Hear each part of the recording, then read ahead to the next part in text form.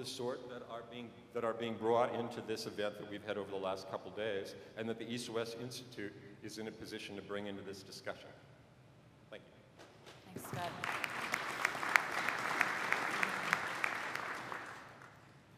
John. Scott and the energy team, I think, more than ever, almost every other one of these sectors is essentially dependent on this one from an operational capability and standpoint. What I found, a couple of things interesting. One, frankly, it's awfully nice to hear a conversation between two members of two countries that can be as candid as the one you had. And I think that's part of what understanding and part of what the Institute and part of what this meeting is all about. And I took that away as a breakthrough in many respects.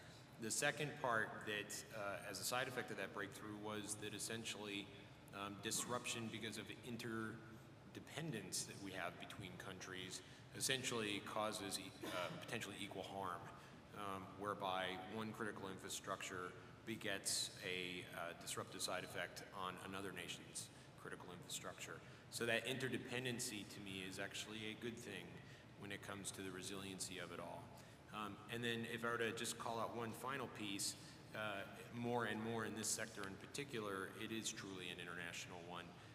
And so given that it has essentially multiple representation in global companies, by nature it will be dealing with multiple countries' policies, practices, and any of the inherent side effects between those countries. So I can see why it would be heavily invested.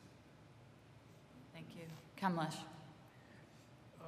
I would like to focus on the public awareness of agencies responsible for maintaining of such infrastructure in various countries.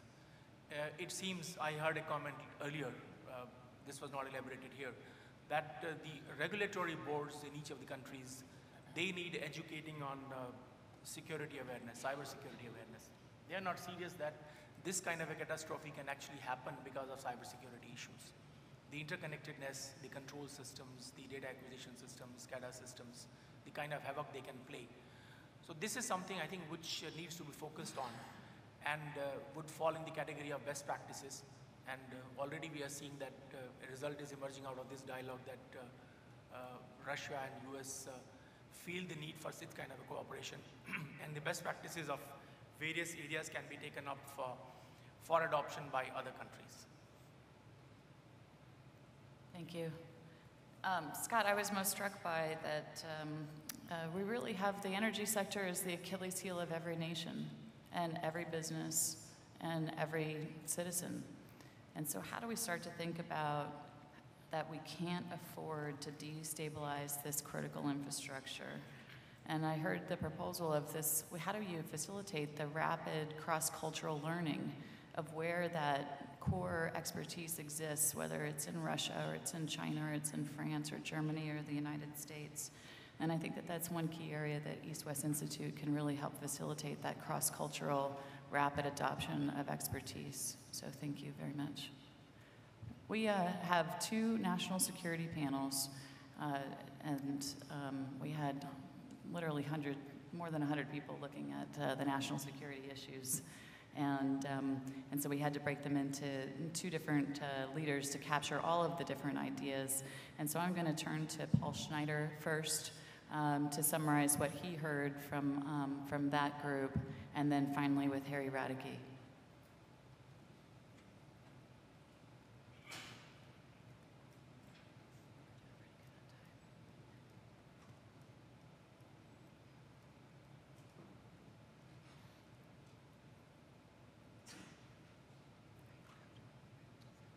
Thank you. First, I'd like to personally thank every one of the participants in National Security Group B, especially those who were the breakthrough group leaders that had volunteered and those that I volunteered, as well as everybody else that played a role. We had no wallflowers. Everybody was an active participant, and I thought that the discussion was just absolutely outstanding. So what we did was we had several identified breakthrough topics, and what we basically did was re-rack and stack so that we could come up with what I would say is a logic flow through each of the breakthrough topics. So we had 5. The first one was rules of engagement. Now, for those in the military, you know what the term rules of engagement mean. But as was pointed out to me by several folks, that doesn't necessarily apply to the environment we're talking about here. So for purposes of discussion, rules of engagement equals the rules of the road. And I think if you look at it as what are the operating rules of the road compared to what General Mosley explained to me was domains, if you put it in the context of domains, it kind of makes the problem pretty clear. You have international maritime domain, airspace domain, space domain, and cyber domain. For the first 3, there is non-military, non-national security activity that takes place every day. Ships, airplanes, and even satellites. The problem, and there's international law that covers a great deal of the top 3. What we don't have is the rules of the road and the laws for the cyber. So the important thing to think about, and John Stewart talked about it earlier, I believe, to put it in context, you can have day-to-day traffic in the seas, the ocean, and space, regulated by laws, and then when you deviate from that, there are consequences that are generally accepted internationally. So the number one thing to think about is we need rules of the road. So we have several recommendations that will be in the report that talks about how do you focus on how do you make progress on rules of the road. Well, obviously you start with what's already out there that apply to the other domains, see what's applicable, have those discussions on multiple levels, state to state, private sector, et cetera, and ultimately start to forge a roadmap. While it may not be a perfect solution, at least you can make some incremental progress. And I think the thing to just keep reinforcing is back before Sputnik, as somebody pointed out to me, you had, everybody understood land, everybody understood sea, and you understood the airspace. What you didn't know about was how to consider space when Sputnik went up. We are at a point in time where it's a quantum increase in difficulty to figure out what the rules of the road in the cyber domain are. The next step in what I will weave in terms of this thread is cyber conflict policy, which was the second breakthrough group. This is a follow-on in that the problem that exists is there's an ambiguity, significant ambiguity on the definition of policy regarding what is actually a cyber conflict. And so what we have done in our group, and you'll see it in the report, is we've identified some major characteristics of what ought to be a cyber conflict policy. And we think that those are, I would call, initial steps or inch steps leading down the road for how you could generally come up with a set of principles and start gaining acceptance at the national, international level.